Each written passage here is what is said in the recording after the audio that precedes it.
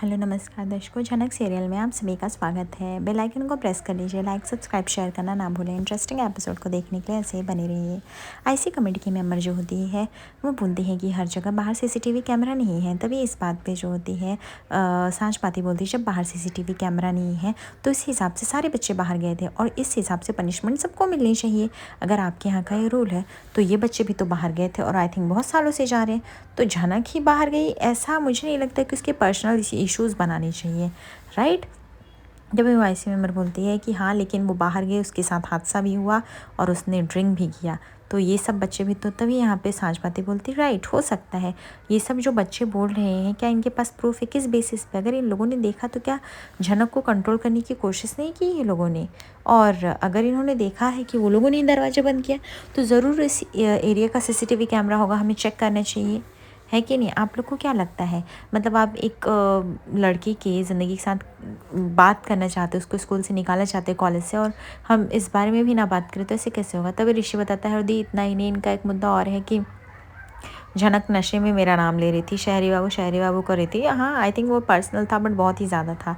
तभी यहाँ पे सांझ बाती बोलती हाँ उसकी भी बात कर लेते हैं।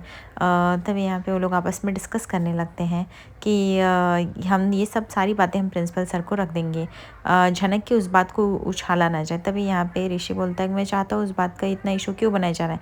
अगर वो बात थी तो मेरे और झनक के बीच की पर्सनल बात थी। हाँ हमारी शादी हुई थी कुछ सर्कमस्टेंसेस में, हाँ उसके बाद हम कानूनी तौर पे अलग हो गए। आज हमारा रिश्ता क्या है क्या नहीं, हमें सबको सफाई देने की ज़रूरत नहीं।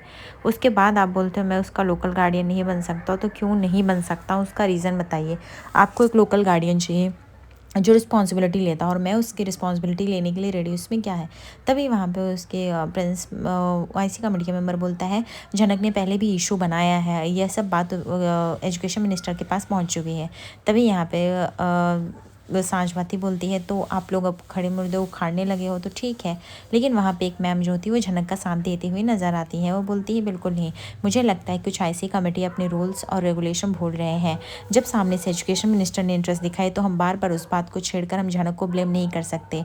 अदरवाइज़ ये बात भी मुझे पहुँचानी पड़ेगी कि आप लोग इस करंट सिचुएशन को छोड़कर उस ऐसे मुद्दे पर लड़ रहे हो, उस ऐसे मुद्दे की बात करें जिसका कुछ होना ना होना एक समान है, एक बराबर है। तभी यहाँ पे झनक बोलती है हम कुछ बोलने से पहले बताना चाहते हैं। हाँ हमारे गांव में भी ड्रिंक रहता था, सब पीते थे पर उसकी स्मेल अलग होती थी, वो पहचान में आ जाती थी। पर ये जो जूस में मिला के हमको दिए ना ये लोग, उसका ज़रा भी मुझे फ़र्क नहीं पड़ा, पता भी नहीं चला कि वो क्या था क्या नहीं, इसलिए मैं पी गई सब। और मानती हूँ कि मैंने गलती की, लेकिन ये भी गलती की कि इन लोग पे भरोसा कर लिया मैंने और इसकी वजह से मुझे पीना पड़ा। तभी यहाँ पे ऋषि बोलता है हाँ, और अगर ड्रिंक इसके लिए थी इसका मतलब सबके लिए थी। और सबसे बड़ी बात तो ये है कि इतना सारा ड्रिंक लाना अलाउड कैसे हुआ, वो भी इतने बड़े कॉलेज में? थोड़ा बहुत ठीक है चलो मान लेते हैं इन्जॉयमेंट के लिए आया रहेगा, बट इतना सारा ड्रिंक, अगर झनक बैक टू बैक इतना ड्रिंक पी सकती है और जाहिर सी बात है पहली बार पी है जिसके लिए इसका वीडियो भी बनाया गया है, तो और भी लोग जो टल्ली हुए रहेंगे उनका क्या? तो मतलब कॉलेज में सीधी सी बात है ड्रिंक लाया गया था, तो ये अलाउड किसने किया था, परमिशन किसने दिया था? तभी तो झनक ने ड्रिंक पिया है ना। तो आखिर अगर हम इन्वेस्टिगेट कर रहे हैं तो हमें जड़ से ही इन्वेस्टिगेट करनी चाहिए, है कि नहीं? तभी यहाँ पे ऋषि बोलता है कि और आप लोग को जो क्या डाउट था कि ये लोगों ने देखा था उस एरिया को, तो मैं आप लोग को ऐसे कुछ प्रूफ अगर दिखा देता हूँ जिससे पता चल जाता है झनक निर्दोष है, तो फिर आप तो इसको कंटिन्यू करने दे सकते हो ना पढ़ाई। तभी वो लोग हैरान होते हैं, बोलते हैं ऐसा क्या? तभी यहाँ पे ऋषि बोलता है क्योंकि मैं ऐसे लोग को बुलाना चाहता हूँ जो खुद ये साबित करके दावा करते हैं कि तक कमरा बंद किया गया था, बंद हुआ नहीं था। उसके बाद वो रमेश और सुरेश को बुलाते हैं और बोलते प्लीज़ आप लोग बताइए और सच सच बताइए कि आप चाहते किसी एक लड़की की ज़िंदगी के साथ खिलवाड़ हो जिसका कोई लेना देना ही नहीं इस केस में, जिसने कुछ किया ही नहीं है, प्लीज़ बताइए दरवाज़ा कैसे बंद था? उसके बाद वो बताता है हाँ दरवाज़ा हम सुबह हम खोलने वाले थे लेकिन हमें ये दोनों लड़कों ने मना किया और खोलने से, इन्होंने बोला कि दरवाज़ा मत खोल, जो हो रहा है होने दो। तभी ये देख कर झनक तो और भी शौक हो जाती है। वो लड़की बोलता है अरे कुछ भी झूठ मत बोलो। तभी रमेश बोलता है चुप बैठो, मैं झूठ नहीं बोल रहा हूँ, मैं जो बोल रहा हूँ सही बोल रहा हूँ। तभी वो मिष्टी का भी नाम लेता है। मिष्टी बोलती कुछ भी झूठ मत बोलो, मैं क्या कर रही थी? ऋषि जो होता है मिष्टी को डांट के चुप करा देता है, बोलता है बस करो मिष्टी, खामोश, एक लफ्ज़ और तुम्हारे मुँह से मुझे नहीं सुनना है। तभी सांझवाती बोलती है कि इसका मतलब यही है कि आपके कॉलेज के बच्चे ही इन्वॉल्व थे ये सब करने के लिए, दो ऐसे अनजान लोगों को सता रहे थे। अगर मान लो उस रात आयुष और जनक के बीच कुछ हुआ होता या उनके साथ कुछ ऐसी घटना घट जाती तो क्या उनकी लाइफ की रिस्पॉन्सिबिलिटी आपका कॉलेज ये बच्चे लेते? बिल्कुल भी नहीं। इस तरह से घटिया मजाक करने के लिए किसी को भी हक नहीं देना चाहिए और इन लोगों को भी सज़ा मिलनी चाहिए। मेरे हिसाब से तो कोई एक बच्चा जिसके लिए इतना सफ़र करना पड़ रहा है तो आप इन लोग की कही सुनी बातों पर इतना यकीन करो, प्रूफ आ गया तो आई थिंक आपको एक्शन तो लेना ही पड़ेगा ना। तभी यहाँ पे ऋषि बताता है कि मैं झनक को पहले से जानता हूँ, झनक कैसी है, किस टाइप की है, मुझे सब अच्छे से पता है। फ़िलहाल के लिए तो अगर इन्वेस्टिगेट मैं कर रहा हूँ तो आप लोग सोच लीजिए मैं क्या कर सकता हूँ चार्जशीट बना के। तो प्लीज़ आपको अगर इन बच्चों को सेव करना है तो प्लीज़ झनक की पढ़ाई के साथ खिलवाड़ मत करना। उसके बाद हम देखते हैं कैफ़े में साजबाती और ऋषि बैठे रहते हैं। ऋषि उठ के जाता है लेकिन साजबाती मना करती, बोलती मैं जा रही हूँ, मैं झनक को बुला के लाती हूँ। झनक काफ़ी मायूस रहती है। साजबाती उसको अपने साथ लेके आती है और बोलती है झनक तुम्हें इस तरह से रोने की कोई ज़रूरत नहीं है, तुम कोई भी बात है तो तुम मुझसे शेयर कर सकती हो। तभी यहाँ पे झनक बोलती है कि दीदी ऐसा कुछ भी नहीं है, थैंक यू, आपके वजह से बहुत मदद हो गई है। तभी यहाँ पे साजवाती बोलती इसमें थैंक यू की कोई ज़रूरत नहीं। तभी ऋषि बोलता है झनक देखना तुम्हारे साथ कुछ भी गलत नहीं होगा, सब कुछ ठीक हो जाएगा। तभी यहाँ पे झनक बोलती मैं आपको समझ ही नहीं पाती, आप किस हक से इतना सब कुछ कर रहे हैं, अंदर इतना सब कुछ क्यों कर रहे हैं, मैं अपने लिए अपना हक की लड़ाई खुद लड़ सकती हूँ। तभी ऋषि बोलता है देखो झनक मैं सच का साथ दे रहा हूँ, मैं किसी की लड़ाई नहीं लड़ रहा हूँ और मैं तुम्हारा वैसे भी लोकल गार्डियन था, मुझे बुलाया गया था तो मुझे आना पड़ा। तो मैं ऐसे तो बदनाम नहीं हो सकता ना, एक झूठे चीज़ में तो साथ नहीं दे सकता ना। तब यहाँ पे साजबाती बताती है कि देखो झनक मुझे पता है कि शायद तुम ऋषि से गुस्सा हो और तुम्हें होना भी चाहिए, लेकिन ऋषि आज सच में तुम्हारे लिए आया, जेन्युइनली वो तुम्हारे लिए लड़ा है और यह सच सबके सामने लाया, जो सच आना बहुत ज़रूरी है झनक। तब यहाँ पे साजबाती बोलती है कि तुम्हें ऐसा क्यों लगता है झनक कि तुम्हारी कोई परवाह नहीं करता? तभी झनक बोलती बिल्कुल भी नहीं, अगर ये परवाह करते तो कल मुझे इस तरह से धक्का नहीं देते, मुझे अनाप शनाप नहीं बोलते, इसके सबके सामने बेइज्जती नहीं करते। तभी यहाँ पे साजबाती बोलती तुम्हें पता है ना हम जिस इंसान से बहुत प्यार करते हैं, हम उसे जानते उसकी केयर करते, हमारा हक है उसको डांटने का। और ऋषि का गुस्सा इसी तरह निकला, अगर कल को मैं भी तुम्हें डांटूंगी कि तुम ऐसे ही गुस्सा लगेगा। तभी झनक बोलती है अरे क्या बात करो दीदी, आप तो बहुत अच्छी हो, आपके लिए गुस्सा नहीं निकलेगा, पर इन्होंने भी जो किया और आज फिर बदल गए वो मुझे नहीं समझ में आ रहा, इनको थोड़ा तो भरोसा करना चाहिए था। तभी साजबाती बोलती है इंसान का नेचर ऐसे ही होता है झनक, अगर देखो ऋषि गया, उसको उसके बाद फिर रिग्रेट हुआ, फिर वो आया ना, वो तुम्हारे लिए लड़ा ना, तो लोगों को समय देना पड़ता है। आखिर हादसा इतना छोटा नहीं था ना झनक, वो तुमको हम बहुत आगे देखना चाहते हैं, अगर हमको कुछ भी ऐसी बातें पता चलेंगी तो सीधी सी बात है ना हम लोग हर्ट होंगे।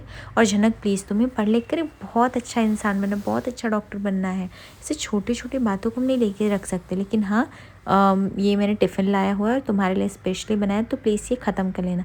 तभी झनक बोलती नहीं दीदी कुछ भी लाने की ज़रूरत मैं खा लूँगी। तभी ऋषि डांटने लगता है, बोलता है बस करो, तुम्हें क्या लगता है तुम खा लोगी?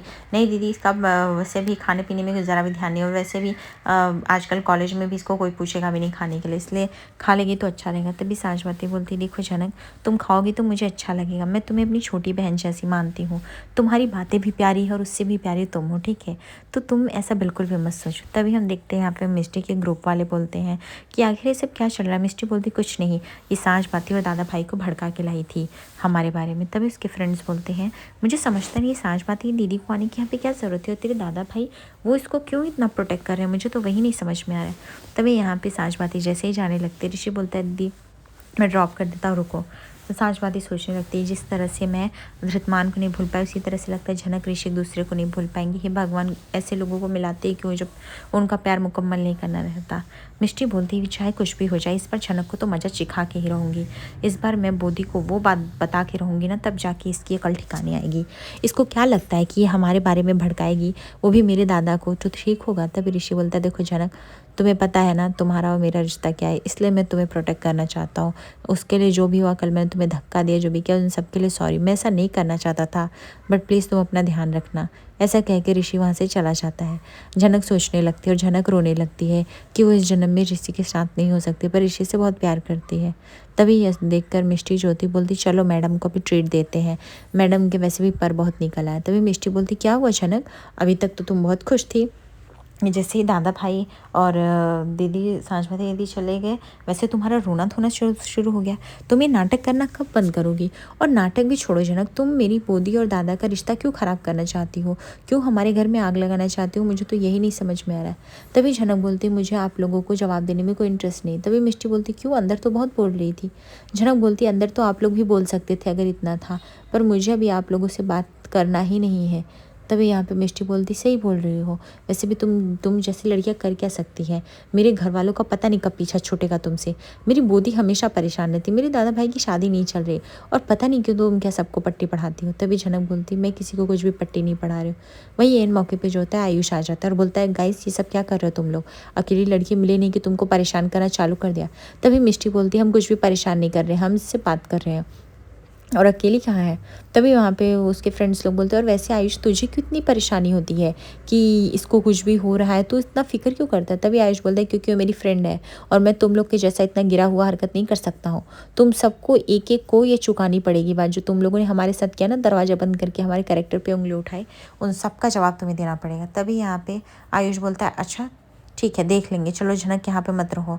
उसके बाद आयुष उसे लेके चला जाता है। दूसरी तरफ हम देखते हैं कि ऋषि जैसे ही सांझवती से मिलने जाता है, सांझवती बोलती है, हाँ ऋषि बोलो, और कुछ कहना? तभी ऋषि बोलता है, कुछ नहीं दीदी, आपने जनक के लिए जो किया उन सब के लिए थैंक यू। तभी यहाँ पे सांझवती बोलती है, ऐसे मत बोलो ऋषि, पर मैं एक बात सोचना चाहती हूँ, क्या तुम्हारे जनक के रिश्ते का कोई फ्यूचर नहीं है? जनक को भी अपनी लाइफ में आगे बढ़ना पड़ेगा, कल को उसकी लाइफ में भी कोई लड़का आएगा, उसे अपनाना पड़ेगा, उससे शादी करनी पड़ेगी।